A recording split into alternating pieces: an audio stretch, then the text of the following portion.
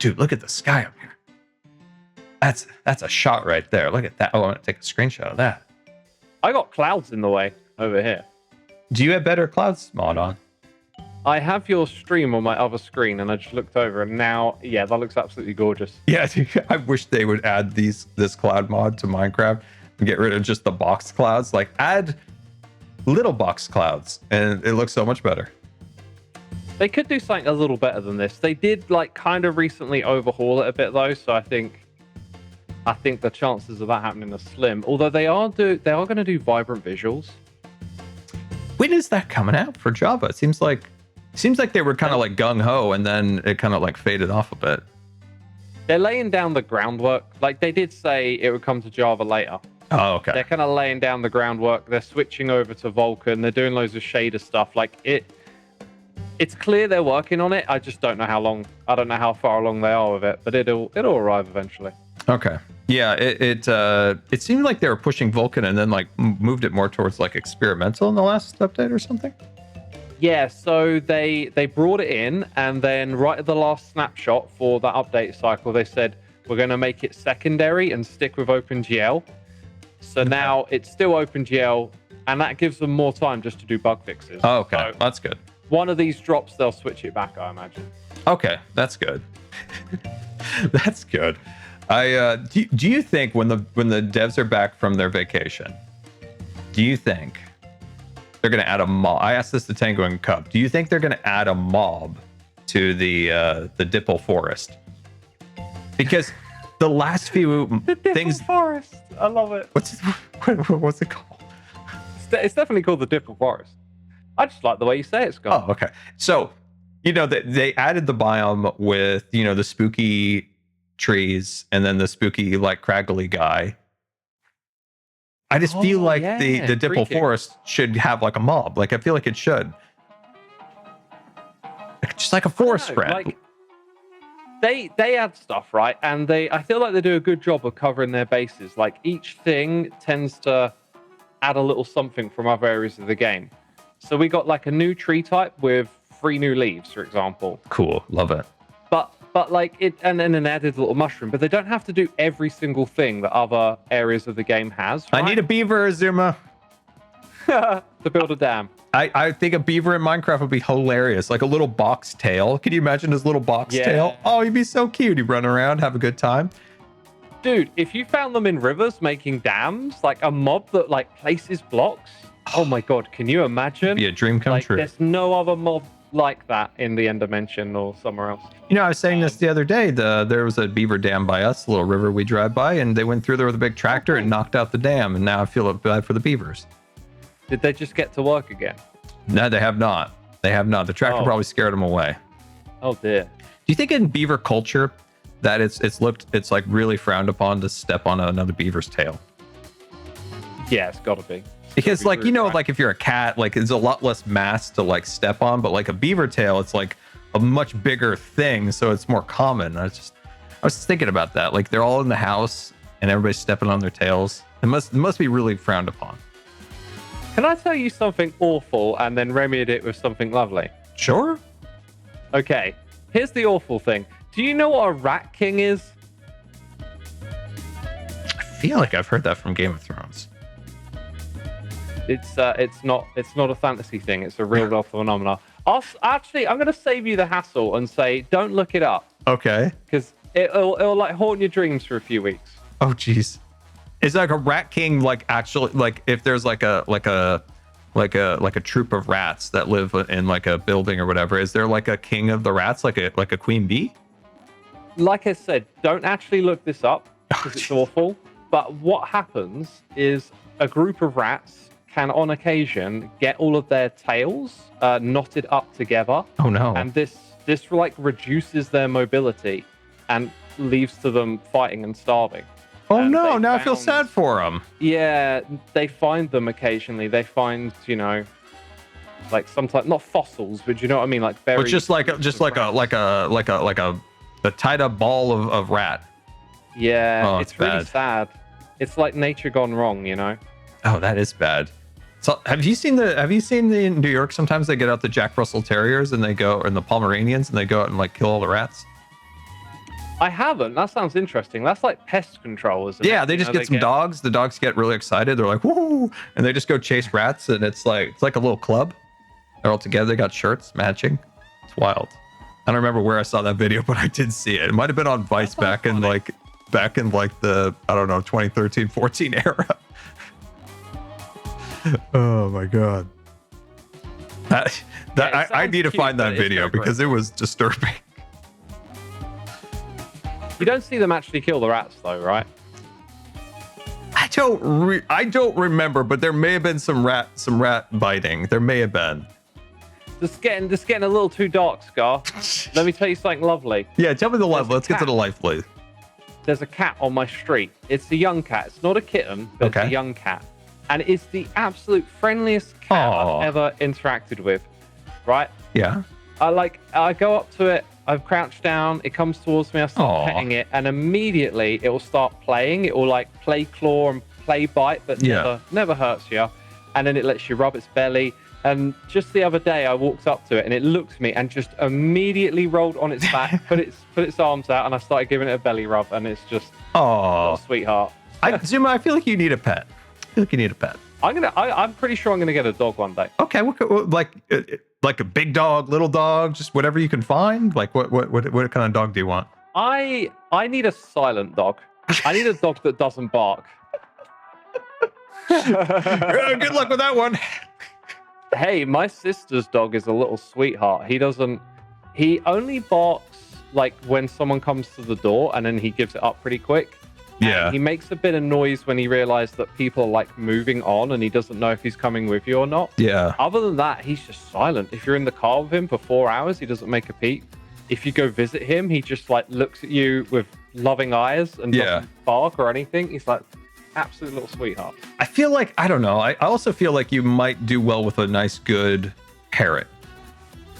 Parrot? Yeah, I feel like, you got your music over there. Just going, oh my days. Yeah, you get like all your classic sayings. The parrot repeats. Oh god, goodness me! So quick. It would have all your best quotes. Oh god, no! This would be awful. This is like a nightmare pet. I don't want to hear more of me. I'm sick of myself. Oh, it'd be so funny.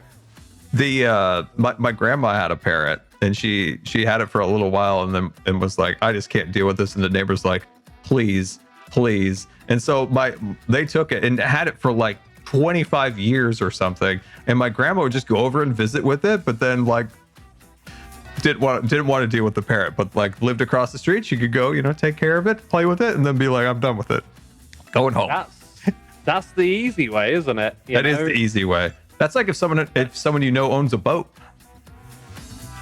Yeah. They do all the maintenance. They got to look after it. They got to deal with all those headaches. You just turn up for the good times. Yeah, turn up for the good times. Yeah, that's why I like cats are easy for me. Like they're kind of self whatever. Like it's not that I wouldn't want a dog, but they're I don't know. Everyone I know who has a dog, they're always in the vet. They're always eating something. It's always some kind of catastrophe. So that's why I like to go visit the dog, play with the dog, and then go home. I see what you mean. Yeah, dogs are a lot of work. Have you ever been to a dog show, Azuma, where they like show the dog at a dog show? It's a wild place. I've seen it, but I haven't been to one. A wild place. I guess if you go, you see a lot more behind the scenes kind of. Yeah, it's a wild place. Cyclophene Cheer 500. Stuff beyond the camera. Yeah. I went to one once, and there was these big dogs. I forgot what they were called. I forgot which breed they were or whatever, but I'm just chilling, just hanging out, doing my thing. And one of them just turned. It was a decent click away, and then it just like apparently just like turned its head at me and like ran at me, pulled its like the owner wasn't really holding the leash all that tight, and then it just knocked me over, then stood over me like. I'm like, wow. Oh, that's scary. It's not that I'm scared of dogs. I've just had bad dog experiences, and one of the big ones is like dogs think the wheelchair is a lot of things. One, they think I'm at their level, so that means playtime, so they'll just jump on me. Oh, yeah. Also, I'm at the same height of big dogs' butt, so they often just back the butt up against me, and I don't know why. I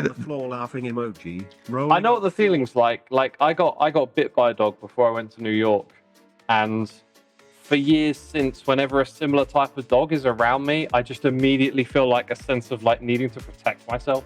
Oh yeah, I've had that with like big Trauma. like big yeah, like there's a few times I've been chased in my off-road wheelchair by like a genuinely scary style dog, and it's like if I see one of those, I definitely get like, ooh, because they always chase me in the off-road wheelchair, and it's just like, oh. And then the guy gets mad or whatever, and it's like, bro, you this is on you. I'm just cruising. Do you have something that you can do in that situation? Because if the dog isn't on a lead, it's obviously more dangerous. But yeah, they've never been on a lead. Movement help, or are they just going to come at you no matter what? I don't. The one dog finally stopped after I got got a decent. Somehow, well, see, no. So the first dog, I actually was going faster than it could go because I was going downhill, and eventually got away from it. The second dog finally stopped after chasing me for a while, but it was like. It wasn't even like a fun like chase. It was like snarl. It was like, oh my god. That one luckily stopped when its owner like kept yelling its name and eventually did stop. The second dog, if I wasn't going downhill, I'm not sure if that dog would have stopped. The other time, this same dog, I was just on my manual chair and like it came running at me again, and like the owner like grabbed its like collar. I was like, geez. Because I can't defend myself. I'm just at the whim of this dog. Like there's nothing I can do. I can pop my armrest out, but I just don't know if that's going to do a lot. I feel like you needed something like a shield, like a pop-out shield. Like a nice medieval shield. Yeah. Just pop that thing out and like the dog jumps up and it can't do anything. Yeah, geez, that dog scares me. Yeah, not a fan. Dude, you should grease up the shield as well. So like the dog gets covered in grease. And then it can't run. Then it just starts like slopping around on the ground, and then you can just roll off. That's funny. That's hilarious. Yeah, I like dogs. It's just sometimes. My brother had such a dumb dude. My brother had the dumbest dog in the literal world, and my aunt. We were at my aunt's house, and the dog kept going to the other side of the table, but it wouldn't just go around the table. It would go over the table. Oh, it wouldn't even go under the table. That's madness. And then it was standing next to me, and its tail just kept hitting me. It was like, oh, it was quite a big one then. Yeah, it was like a big dog, and its tail was just like hitting me like in the chest, just shy of my face. And I was just like, is anybody gonna move the dog? Dude, you catch the end of a tail, it can be like a whip, you know? Yeah, and you know that's pretty close to the butt. Yeah. There's germs down there. Smell. There's lots of germs. And I'm a germaphobe. Dogs are kind of disgusting because they walk up to each other and immediately start sniffing the butt and the genitalia, and it's just like, can you imagine if humans did that? Oh my god. It would be the worst. All right, turn around. Turn around. Get a sniff. Yep, that's a Zuma. That's a Zuma. That's Earl Grey tea right there. I can smell it. Oh, great tea. Brilliant. I do like dogs. They're fun.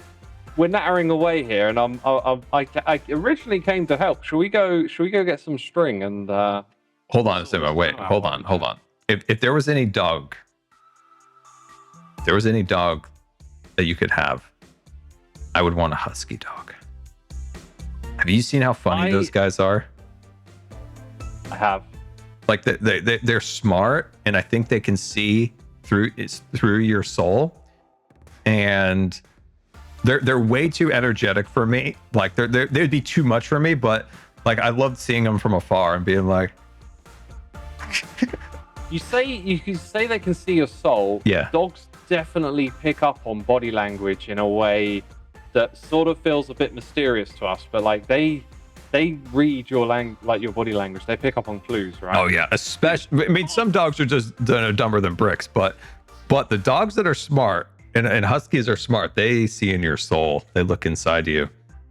Can't they also like smell cancer or something? Like there's certain diseases they can smell. I mean, dogs are. Yeah, I mean, dogs can sense. I mean, there's quite a few classifications of like assistant dogs. Obviously, the main one people know the most is like a guide dog helping blind people around. But there's also dogs that can sense diabetic issues. There's dogs that can sense seizures. There's a number of things that dogs can sense that are really interesting. Like it is very interesting. Like the U.S. government has spent billions of dollars trying to replicate the nose of a dog, and it's never worked. Huh. They've always gone back. They've always gone back to the dog. Like they've always like, we've got this great technology that's going to replace the dog, and it like never works. Like the dog's nose is incredible. We might get there one day. Yeah. But I like the idea of working alongside the dogs. You know, we don't have to replace everything with technology, right? Yeah. And I mean, at the airport, you get to see the funny dog. Once in a while, they let you pet him. Sometimes not. Yeah. And sometimes the dogs that smell out like the contraband, like vegetables or cash dollars, like those are little like beagle dogs. They look hilarious. Wait, can they smell dollar bills? Yeah, there's currency sniffers. I don't know how that's possible. Like I don't know what is in there. Like I would imagine every country has different different smells to their money. Yeah, well, there's clearly something in there. That's wild. Yeah, it is wild. Yeah, I don't know. Someday it would be fun to have a dog, but I don't know. There are a lot. If you get a dog, you got to get yourself like a smaller one, right? Yeah, I don't know what kind of dog. What kind of dog would I like? Did you ever see it as a kid? You want to go by personality, right? Like different breeds have different personalities. You want one that's going to be like on the calmer side, I think. Oh yeah, for sure. Did you ever watch Wishbone? Maybe you didn't get Wishbone in the UK. Is that like a 90s show? Yeah, yeah, I think so. I think it did come out in the 90s. Oh, I might have seen this. So Wishbone was a delightful dog named Wishbone, and there was like a component of Wishbone that was like in our world, and there were some kids. He lived with the kids, but then Wishbone would read books, and then he would get like drift off into the some famous literature, and he would become like Robin Hood or something in the story. Like I love Wishbone. It's very good. It was books and a TV show. It was on public broadcasting. Do you know the movie? It's a Disney movie. Mm-hmm. Homeward Bound. Yes. You've not seen Homeward Bound? I remember that. We watched. Yes. We watched that as a kid. Yeah. Yeah. Whenever someone says, "What dog would you get?" I immediately think of Shadow from that movie. Oh gosh, what was that? Was that a Burmese mountain dog? What was that dog? I think it was, the Andrex puppies. I think it's just them, whatever breed that is. Golden Retriever, maybe, when they grow up. That's what Shadow was. Oh, okay. Oh, I got you. Yeah. Oh, so it's a Golden Retriever. Why was I thinking it was like a mountain dog? Well, they do end up in the mountains, right? The story is that the family goes on holiday, drops them off with like a relative, and they decide to like head home through these mountains. Okay. And then they have their own like adventure. That's right. Okay, I am remembering that movie. Yeah. You're thinking of Beethoven? Oh, okay, yes. Okay, there was another movie with Steve Martin. That's right. Movie. That's a different one. Movie. Well, man, that's a movie I have not thought about since I was a wee lad. Steve Martin always looked like he was 60 years old, even like 30 years ago. Did he get white hair at like 30 years old or something? Yeah. Sometimes when you go back and look at like movies from like the 60s and 70s, actors look really old and they're like in their 30s or something. Steve Martin had it's just like, white hair in like the 90s. Oh God. Yeah, the man, there were such bangers back then. Oh my God.